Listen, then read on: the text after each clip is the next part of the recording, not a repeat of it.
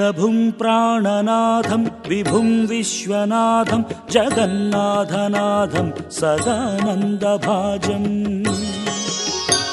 भवद्भव्यभूतेश्वरं भूतनाथं शिवं शङ्करं शम्भुमीशानमीडे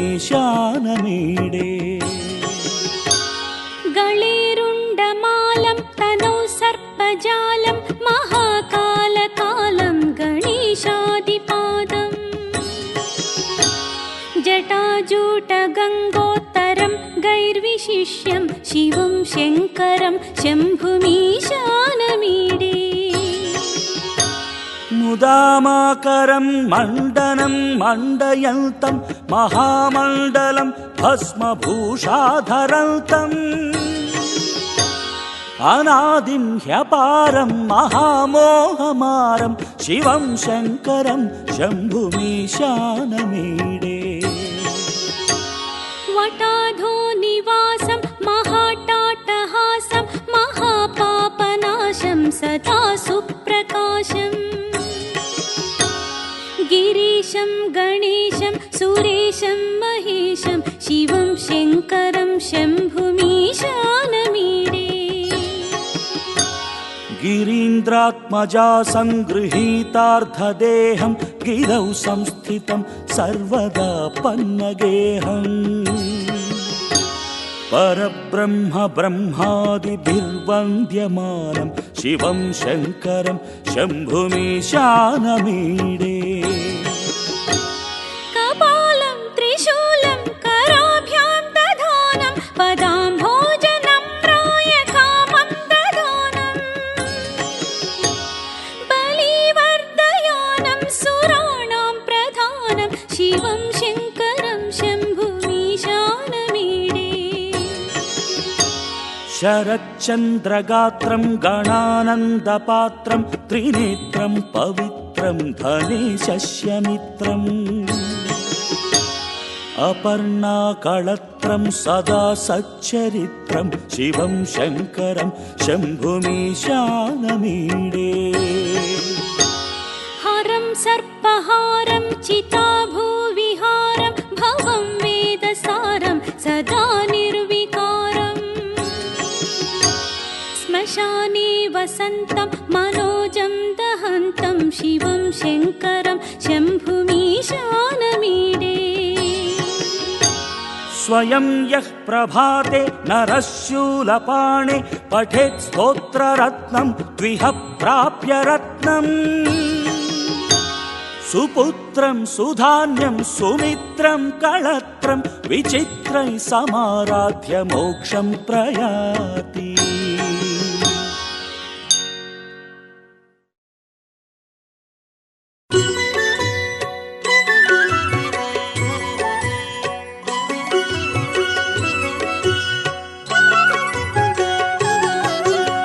चन्द्रशेखर चन्द्रशेखर चन्द्रशेखर पाहि मां चन्द्रशेखर चन्द्रशेखर चन्द्रशेखर रक्ष मां चन्द्रशेखर चन्द्रशेखर चन्द्रशेखर पाहि मां चन्द्रशेखर चन्द्रशेखर चन्द्रशेखर रक्ष माम्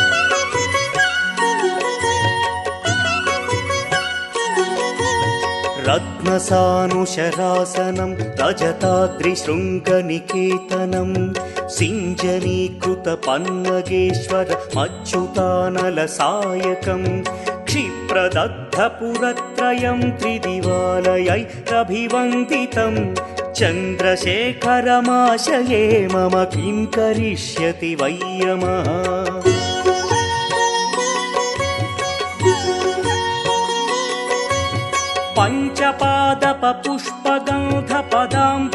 पञ्चपादपपुष्पगन्धपदाम्भुजद्वयशोभितं फाललोचनजातपावकदग्धमन्मथविग्रहं भस्मदिग्धकळेभरं भवनाशनं भवमव्ययं चन्द्रशेखर चन्द्रशेखर चन्द्रशेखर रक्ष माम्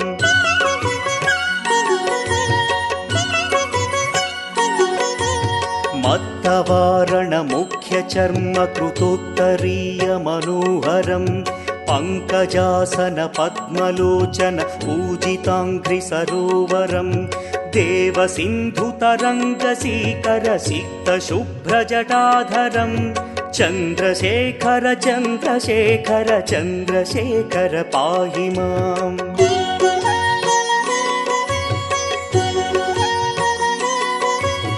यक्षराजसखं भगाक्षहरं भुजङ्गविभूषणं शैलराजसुतापरिष्कृतचारुवामकळेबरं क्ष्वेलनीलगलं परश्वधधारिणं मृगधारिणं चन्द्रशेखर चन्द्रशेखर चन्द्रशेखर पाहि माम्।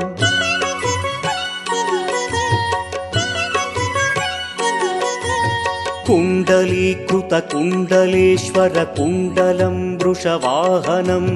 नारदादिमुनीश्वरस्तुत वैभवं भुवनेश्वरम् अन्धकान्तकमाश्रितामरपादपं शमनान्तकं चन्द्रशेखर चन्द्रशेखर चन्द्रशेखर रक्ष माम्।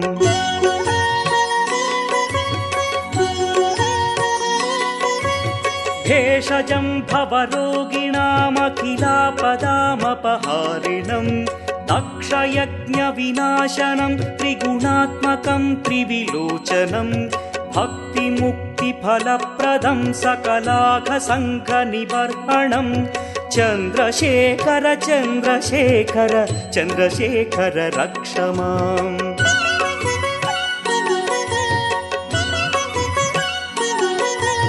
भक्तवत्सलमर्चितं निधिमक्षयं हरितम्बरं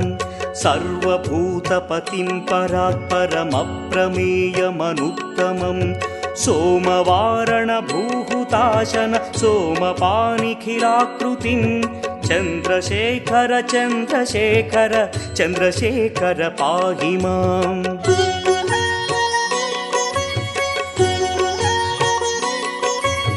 विश्वसृष्टिविधायिनं पुनरेव पालन तत्परं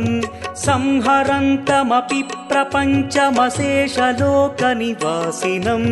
क्रीडयन्तमहर्निशं गणनाथयूधसमन्वितं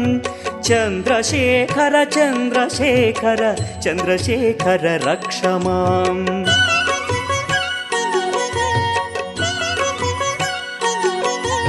मृत्युभीतिमृकण्डुसूनुकृतस्तवं शिवसन्निधौ यत्र कुत्र च यः पठेन्न हि तस्य मृत्युभयं भवेत् पूर्णमायुररोगतमखिलार्थसम्पदमादरं पूर्णमायुररोगतमखिलार्थसम्पदमादरं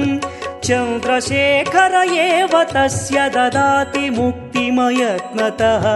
चन्द्रशेखर एव तस्य ददाति मुक्तिमयत्नतः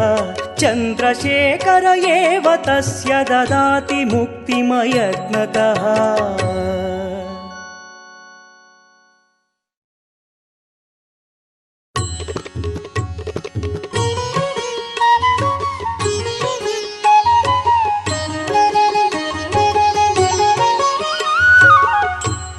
चाम्पेय गौरार्धशरीरकायै कर्पूर गौरार्धशरीरकाय धम्मिल्लकायै च जटाधराय नमः शिवायै च नमः शिवाय।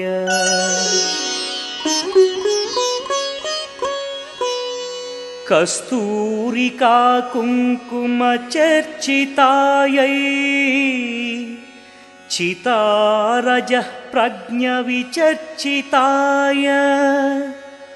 कृतस्मरायै विकृतस्मराय नमः शिवायै च नमः शिवाय। झणक्वणकङ्कणनूपुरायै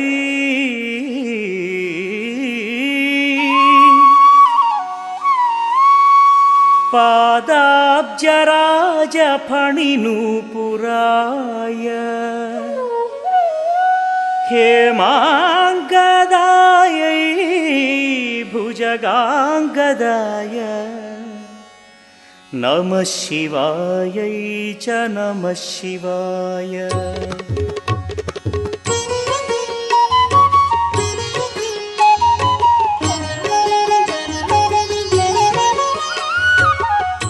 विशालनीलोत्पललोचनायै विकासिपङ्केरुहलोचनाय नमेक्षणायै विषमेक्षणाय नमः शिवायै च नमः शिवाय।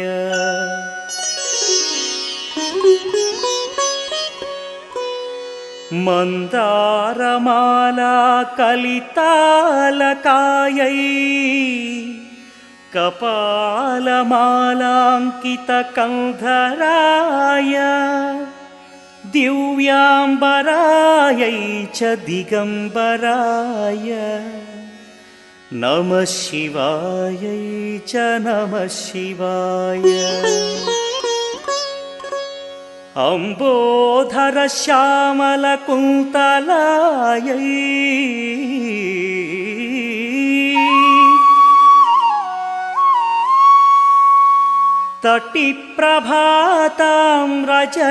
तटिप्रभाताम्रजटाधराय निरीश्वरायै निखिलेश्वराय नमः शिवायै च नमः शिवाय।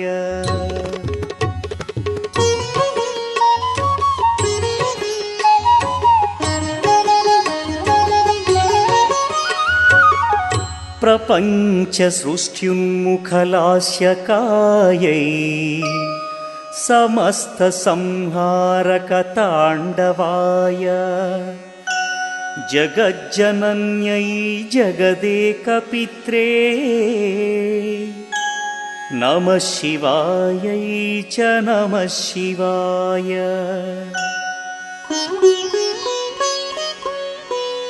प्रदीप्तरत्नोज्ज्वलकुण्डलायै स्फुरन्महापन्नगभूषणाय चिवान्वितायै च चिवान्विताय नमः शिवायै च नमः शिवाय। एतत्पठेदष्टकमिष्टदं यो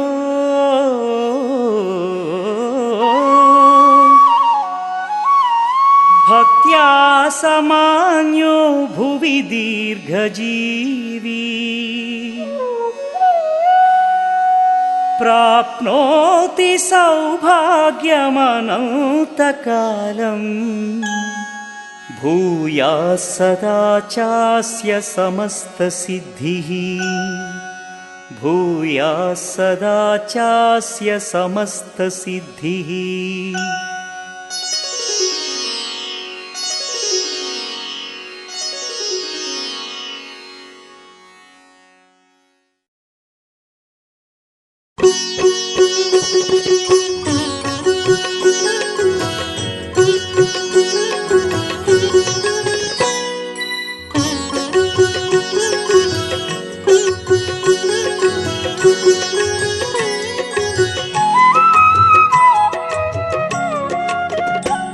विश्वेश्वराय नरकान्तकतारणाय करुणामृताय शशिशेखरधारणाय कर्पूरकान्तिधवलाय जटाधराय दारिद्र्यदुःखदहनाय नमः शिवाय। गौरीप्रियाय रजनीशकलाधराय कालान्तकाय भुजगाधिपकङ्कणाय गङ्गाधराय गजराज विमर्दनाय दारिद्र्यदुःखदहनाय नमः शिवाय। दारिद्र्यदुःखदहनाय नमः शिवाय।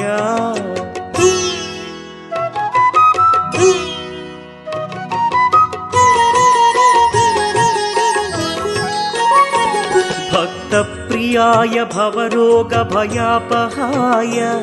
उग्राय दुःखभवसागरतारणाय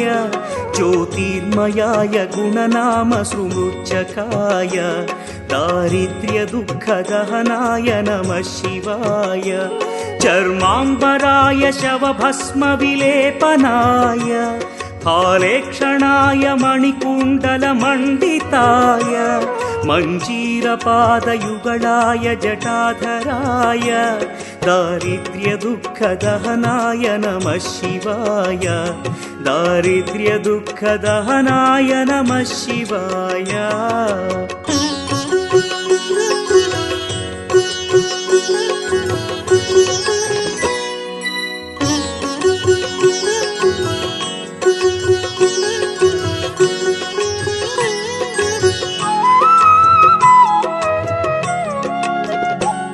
पञ्चाननाय फणिराजविभूषणाय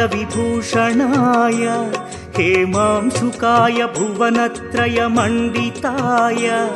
आनन्दभूमिवरदाय तमोमयाय दारिद्र्यदुःखदहनाय नमः शिवाय भानुप्रियाय भवसागरतारणाय कालान्तकाय कमलासनपूजिताय नेत्रत्रयाय शुभलक्षणलक्षिताय दारिद्र्यदुःखदहनाय नमः शिवाय दारिद्र्यदुःखदहनाय नमः शिवाय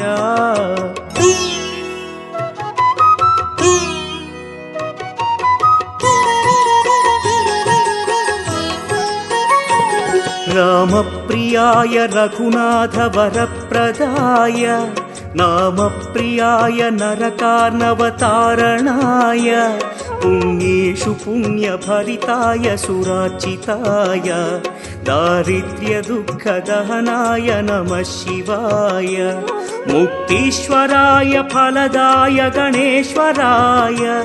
गीतप्रियाय वृषभेश्वर वाहनाय मातङ्गचर्मवसनाय महेश्वराय दारिद्र्यदुःखदहनाय नमः शिवाय दारिद्र्यदुःखदहनाय नमः शिवाय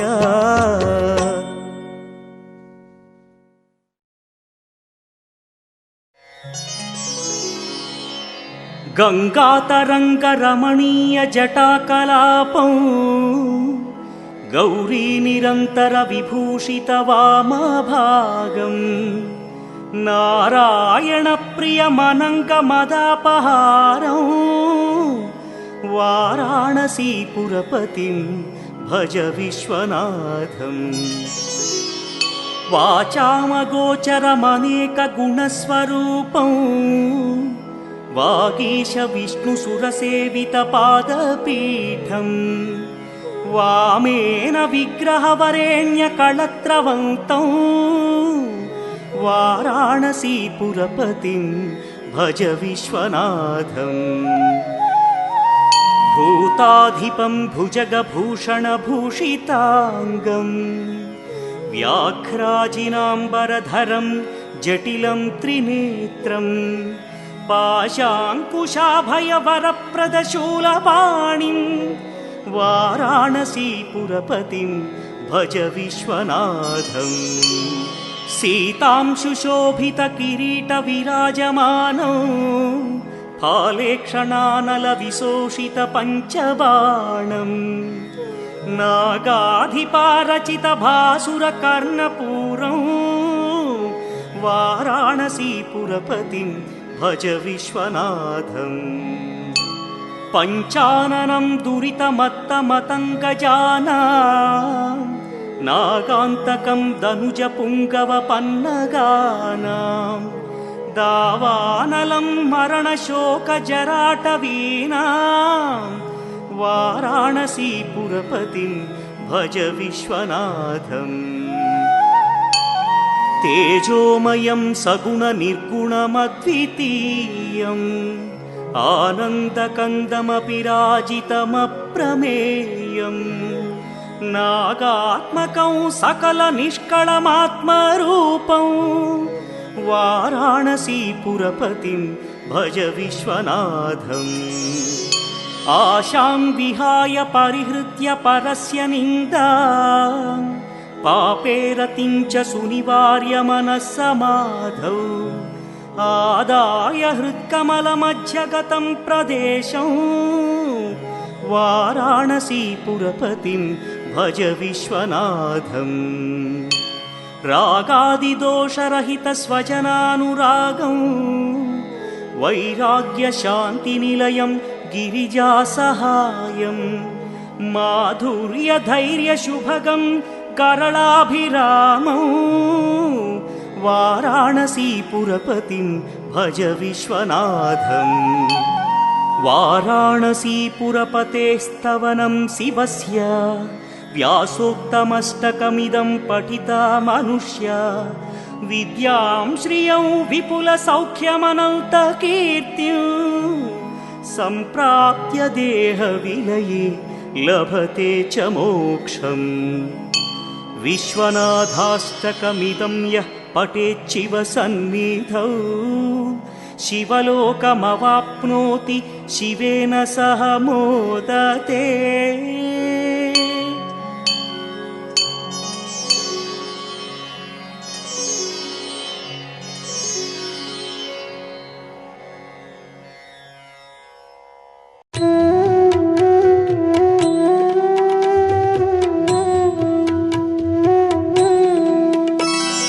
ब्रह्ममुरारिसुरार्चितलिङ्गं निर्मलभासितशोभितलिङ्गम्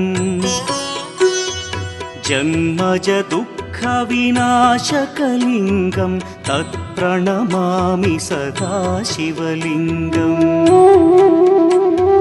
देवमुनिप्रवरार्चितलिङ्गं कामदहन करुणाकरलिङ्गम् रावणदर्पविनाशकलिङ्गं तत्प्रणमामि सदा शिवलिङ्गम्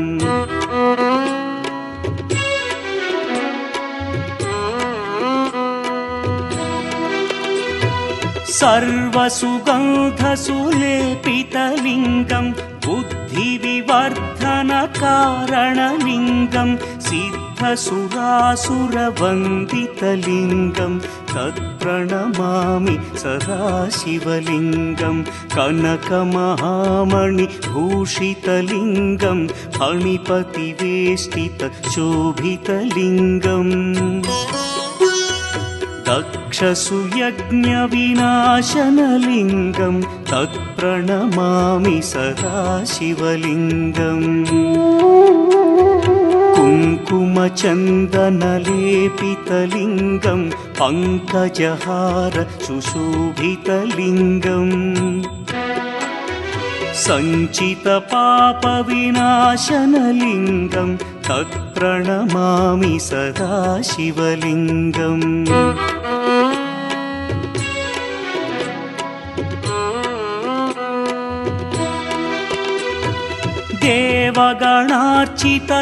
देवगणार्चितसेवितलिङ्गं भावैर्भक्तिभिरेव च लिङ्गं दिनकरकोटिप्रभाकरलिङ्गं तत्प्रणमामि सदा शिवलिङ्गम् अष्टदलोपरिवेष्टितलिङ्गं सर्वसमुद्भवकारणलिङ्गम्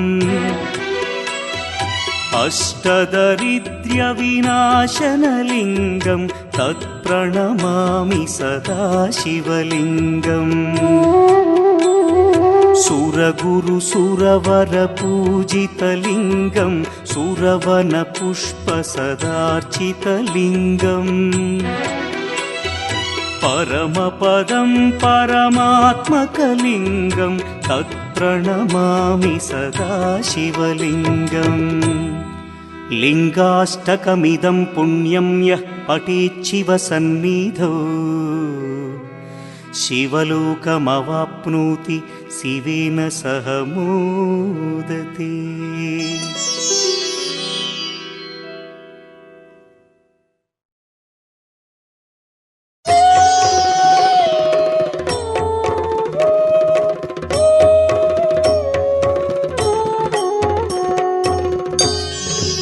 त्रिदलं त्रिगुणाकारं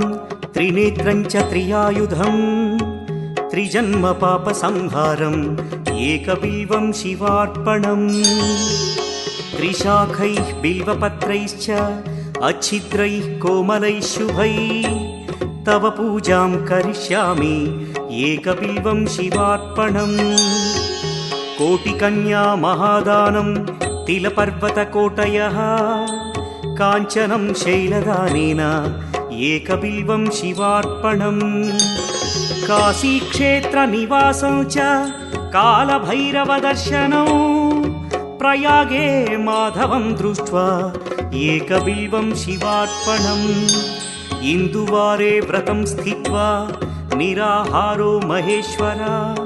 नक्तं हौष्यामि देवेश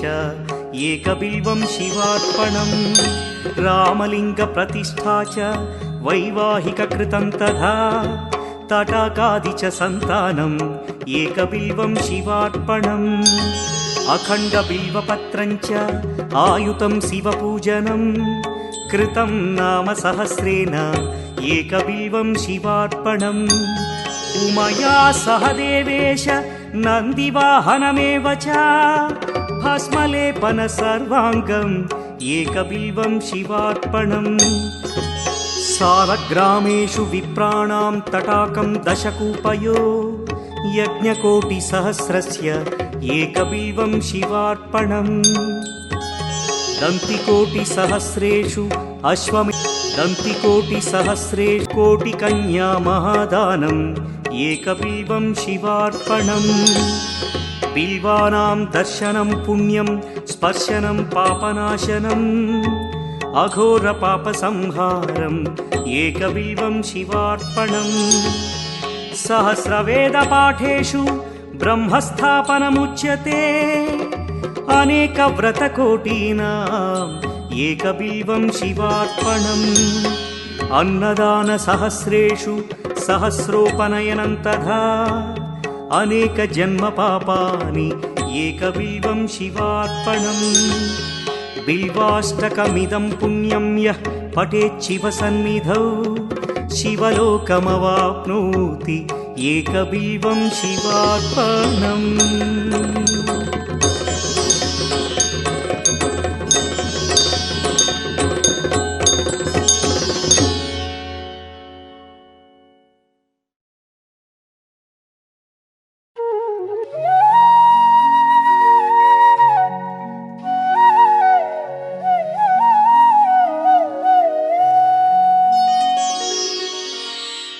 प्रभुं प्राणनाथं विभुं विश्वनाथं जगन्नाथनाथं सदानन्दभाजम्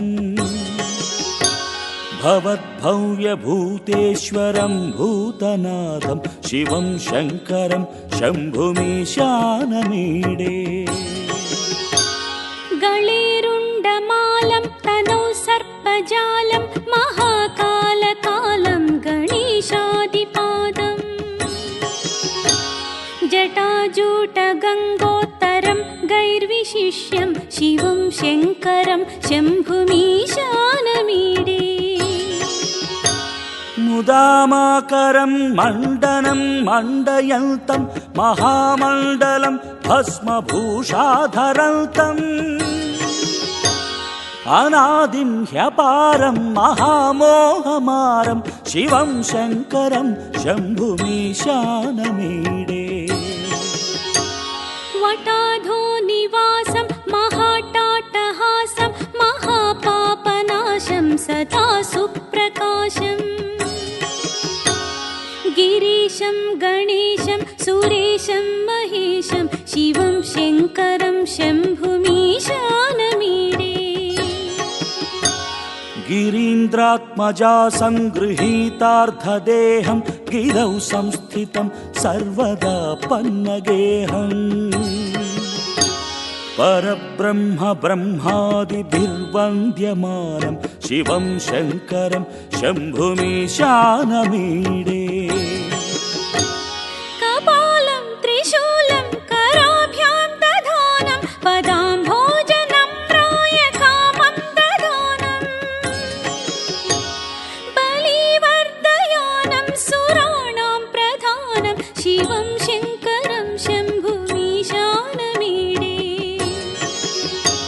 शरच्चन्द्रगात्रं गणानन्दपात्रं त्रिनेत्रं पवित्रं धनेशस्यमित्रम् अपर्णाकळत्रं सदा सच्चरित्रं शिवं शङ्करं शम्भुमीशानमीडे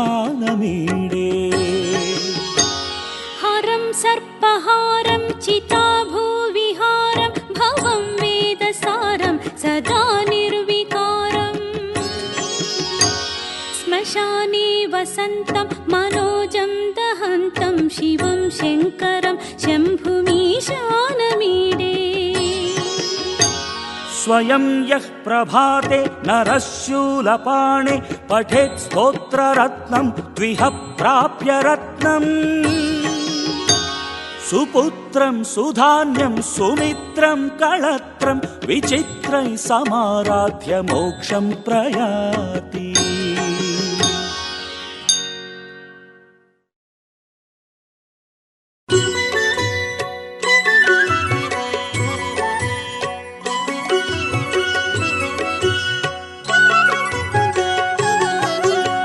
चन्द्रशेखर चन्द्रशेखर चन्द्रशेखर पाहि मां चन्द्रशेखर चन्द्रशेखर चन्द्रशेखर रक्ष मां चन्द्रशेखर चन्द्रशेखर चन्द्रशेखर पाहि मां चन्द्रशेखर चन्द्रशेखर चन्द्रशेखर रक्ष माम्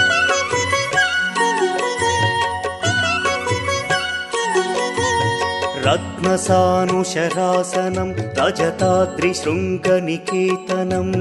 सिञ्जनीकृतपन्नगेश्वर मच्युतानलसायकं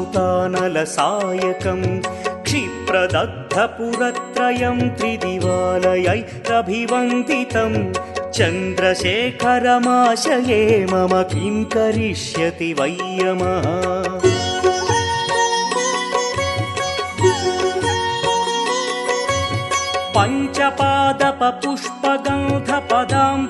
पञ्चपादपपुष्पगन्धपदाम्बुजद्वयशोभितं फाललोचनजातपावकदग्धमन्मथविग्रहं भस्मदिग्धकळेभरं भवनाशनं भवमव्ययं चन्द्रशेखर चन्द्रशेखर चन्द्रशेखर रक्ष माम्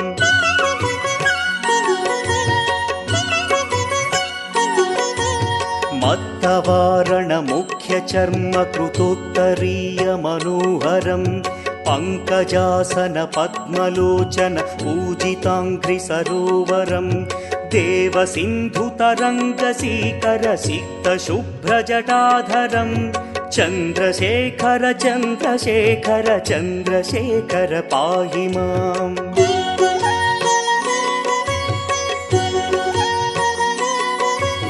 यक्षराजसखं भगाक्षहरं भुजङ्गविभूषणं शैलराजसुतापरिष्कृतचारुवामकळेबरं क्ष्वेलनीलगलं परश्वधधारिणं मृगधारिणं चन्द्रशेखर चन्द्रशेखर चन्द्रशेखर पाहि माम्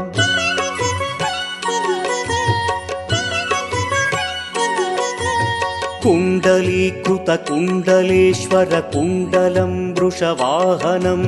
नारदादिमुनीश्वरस्तुत वैभवं भुवनेश्वरम् अन्धकान्तकमाश्रितामरपादपं शमनान्तकं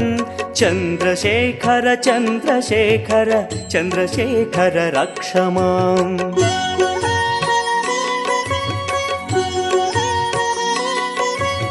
भेषजं भवरोगिणामखिलापदामपहारिणं दक्षयज्ञविनाशनं त्रिगुणात्मकं त्रिविलोचनं भक्तिमुक्तिफलप्रदं सकलाघसङ्घनिबर्हणं चन्द्रशेखर चन्द्रशेखर चन्द्रशेखर रक्ष माम्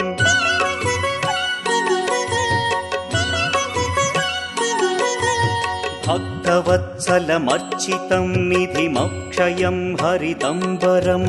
सर्वभूतपतिं परात्परमप्रमेयमनुत्तमं सोमवारणभूहुताशन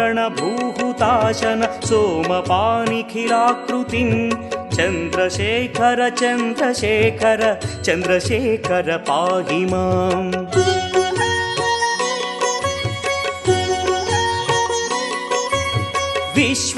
विश्वसृष्टिविधायिनं पुनरेव पालन तत्परं संहरन्तमपि प्रपञ्चमशेषलोकनिवासिनं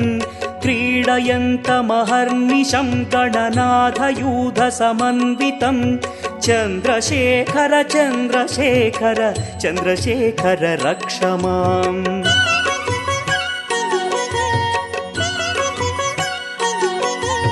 मृत्युभीति मृकण्डुसूनु कृतस्तवं शिवसन्निधौ यत्र कुत्र च यः पठेन्न हि तस्य मृत्युभयं भवेत् पूर्णमायुररोगतमखिलार्थसम्पदमादरम् पूर्णमायुररोगतमखिलार्थसम्पदमादरम् चन्द्रशेखर एव तस्य ददाति मुक्तिमयत्नतः चन्द्रशेखर एव तस्य ददाति मुक्तिमयत्नतः चन्द्रशेखर एव तस्य ददाति मुक्तिमयत्नतः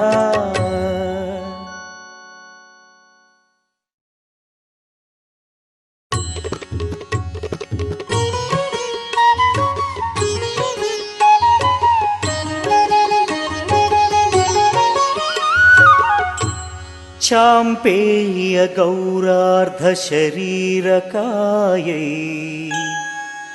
कर्पूर गौरार्धशरीरकाय धम्मिल्लकायै च जटाधराय नमः शिवायै च नमः शिवाय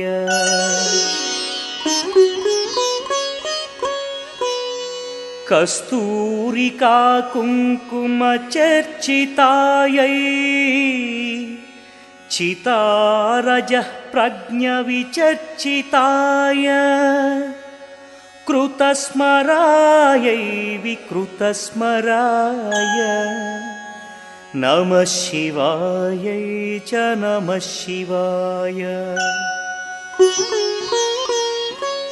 झणक्वणकङ्कणनूपुरायै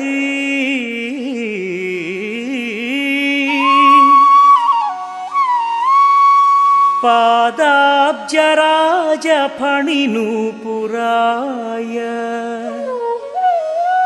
हेमाङ्गदायै भुजगाङ्गदाय नमः शिवायै च नमः शिवाय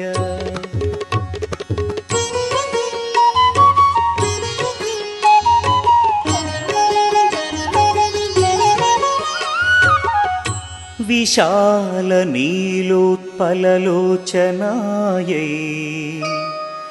विकासिपङ्केरुहलोचनाय नमेक्षणायै विषमेक्षणाय नमः शिवायै च नमः शिवाय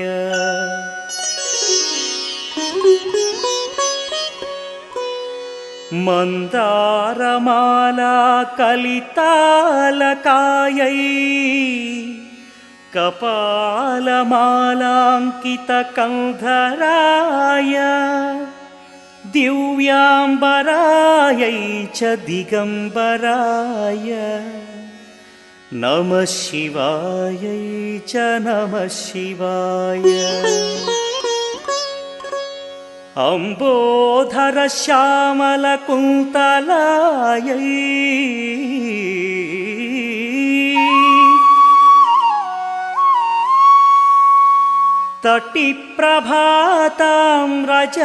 तटिप्रभाताम्रजटाधराय निरीश्वरायै निखिलेश्वराय नमः शिवायै च नमः शिवाय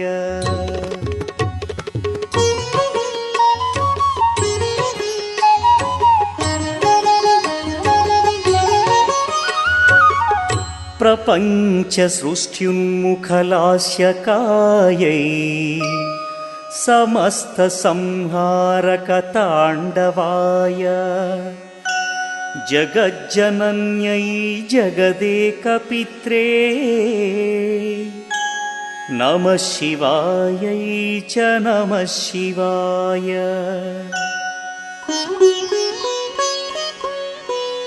प्रदीप्तरत्नोज्ज्वलकुण्डलायै स्फुरन्महापन्नगभूषणाय चिवान्वितायै च चिवान्विताय नमः शिवायै च नमः शिवाय। एतत्पठेदष्टकमिष्टदं यो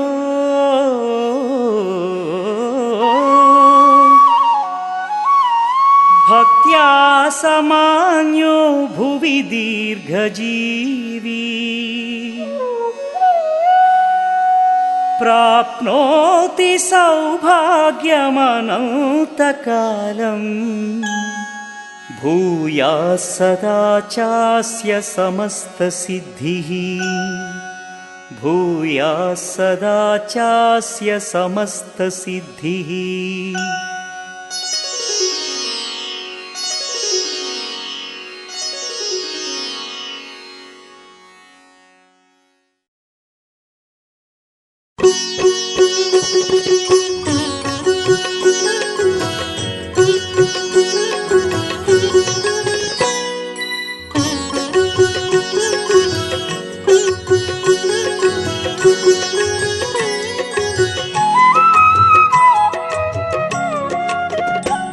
विश्वेश्वराय नरकान्तकतारणाय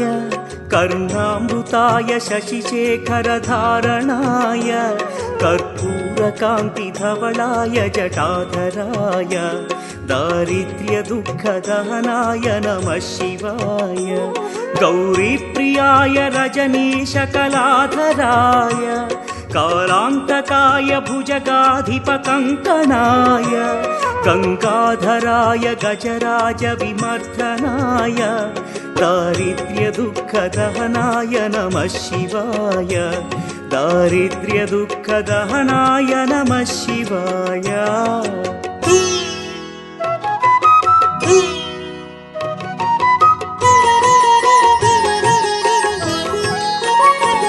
भक्तप्रियाय भवरोगभयापहाय उग्राय दुःखभवसागरतारणाय ज्योतिर्मयाय गुणनामसुमृच्छकाय दारिद्र्यदुःखदहनाय नमः शिवाय। चर्माम्बराय शवभस्मविलेपनाय फालेक्षणाय मणिकुण्डलमण्डिताय मञ्जीरपादयुगलाय जटाधराय दारिद्र्यदुःखदहनाय नमः शिवाय दारिद्र्यदुःखदहनाय नमः शिवाय।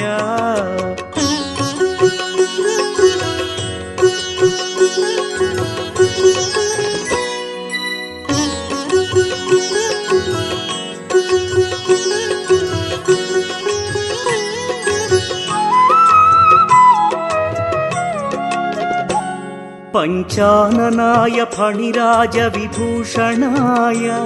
हेमांशुकाय भुवनत्रयमण्डिताय आनन्दभूमिवरदाय तमोमयाय दारिद्र्यदुःखदहनाय नमः शिवाय।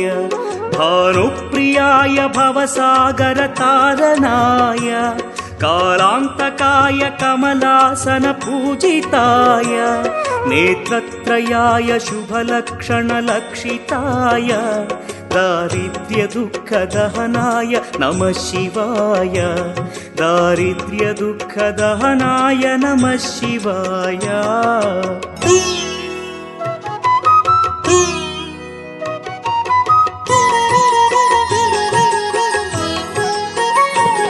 रामप्रियाय रघुनाथवरप्रदाय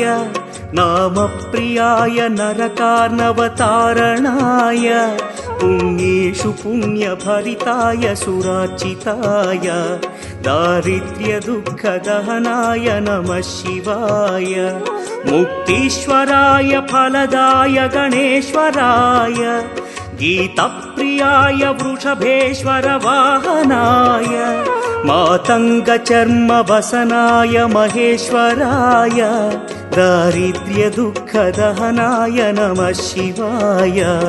दारिद्र्यदुःखदहनाय नमः शिवाय।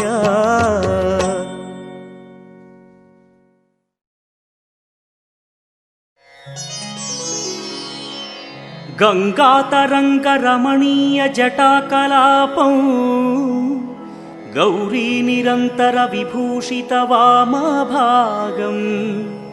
नारायणप्रियमनङ्गमदापहारं वाराणसीपुरपतिं भज विश्वनाथम् वाचामगोचरमनेकगुणस्वरूपं वागीश विष्णुसुरसेवितपादपीठम् वामेन विग्रहवरेण्यकळत्रवन्तं वाराणसीपुरपतिं भज विश्वनाथम् भूताधिपं भुजगभूषणभूषिताङ्गम् व्याघ्राजिनाम्बरधरं जटिलं त्रिनेत्रम् पाशाङ्कुशाभयवरप्रदशूलपाणिं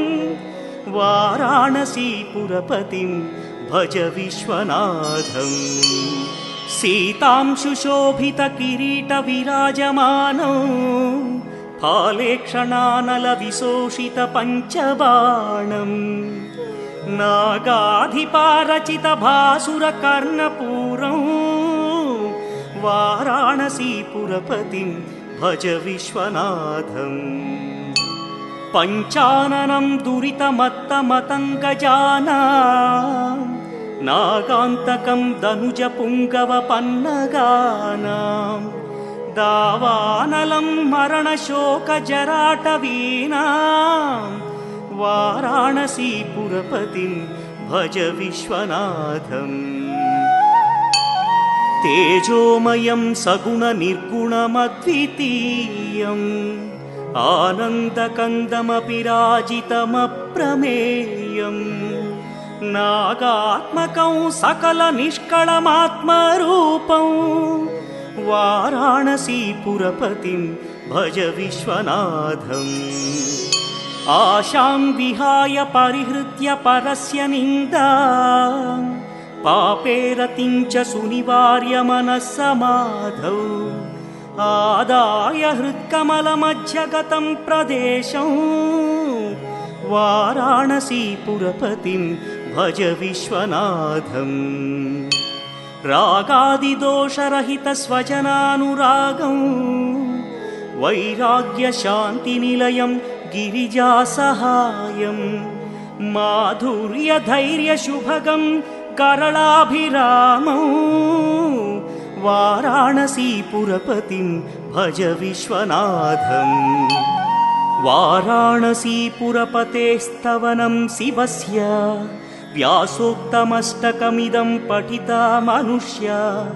विद्यां श्रियं विपुलसौख्यमनन्तकीर्तिं सम्प्राप्य देहविलये लभते च मोक्षम्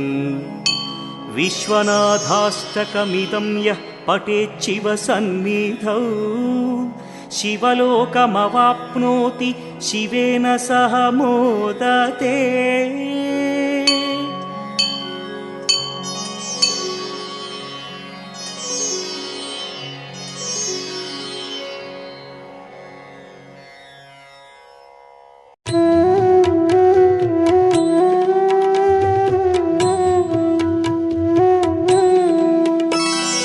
ब्रह्ममुरारिसुरार्चितलिङ्गं निर्मलभासितशोभितलिङ्गम् जन्मज दुःख दुःखविनाशकलिङ्गं तत्प्रणमामि सदा शिवलिङ्गम् देवमुनिप्रवरार्चितलिङ्गं कामदहन करुणाकरलिङ्गम् रावणदर्पविनाशकलिङ्गं तत्प्रणमामि सदा शिवलिङ्गम्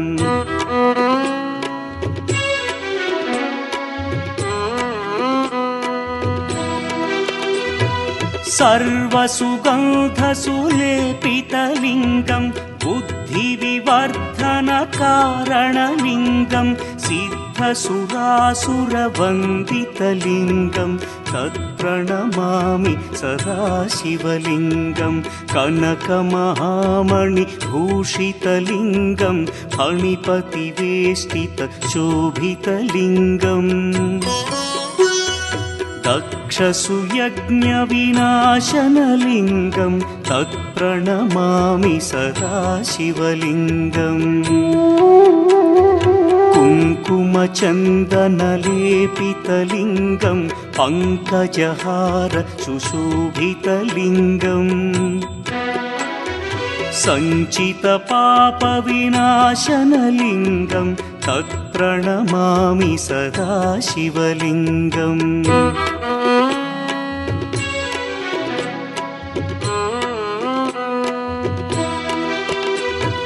देवगणार्चितसेवितलिङ्गं भावैर्भक्तिभिरेव च लिङ्गं दिनकरकोटिप्रभाकरलिङ्गं तत्प्रणमामि सदा शिवलिङ्गम् अष्टदलोपरिवेष्टितलिङ्गं सर्वसमुद्भवकारणलिङ्गम् अष्टदरिद्र्यविनाशनलिङ्गं तत्प्रणमामि सदा शिवलिङ्गम् सुरगुरुसुरवरपूजितलिङ्गं सुरवनपुष्पसदार्चितलिङ्गम् परमपदं परमात्मकलिङ्गं तत्प्रणमामि सदा शिवलिङ्गम् लिङ्गाष्टकमिदं पुण्यं यः पठेच्छिवसन्निधौ शिवलोकमवाप्नोति शिवेन सह मोदते।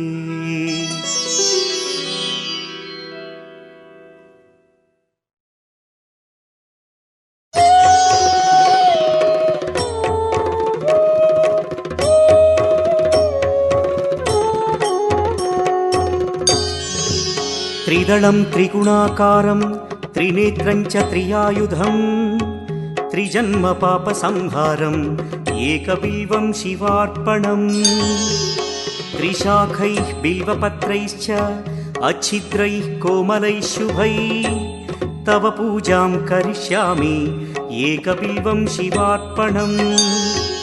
कोटिकन्या महादानं तिलपर्वतकोटयः काञ्चनं शैलदानेन एकबिल्वं शिवार्पणम् काशीक्षेत्रनिवासं च कालभैरवदर्शनौ प्रयागे माधवं दृष्ट्वा एकबिल्वं शिवार्पणम् इन्दुवारे व्रतं स्थित्वा निराहारो महेश्वर नक्तं हौष्यामि देवेश एकबिल्वं शिवार्पणम् रामलिङ्गप्रतिष्ठा च वैवाहिककृतं तथा तटाकादि च सन्तानम् एकबिल्वं शिवार्पणम् अखण्डबिल्वपत्रं च आयुतं शिवपूजनं कृतं नाम सहस्रेण एकबिल्वं शिवार्पणम् उमया सह देवेश नन्दिवाहनमेव च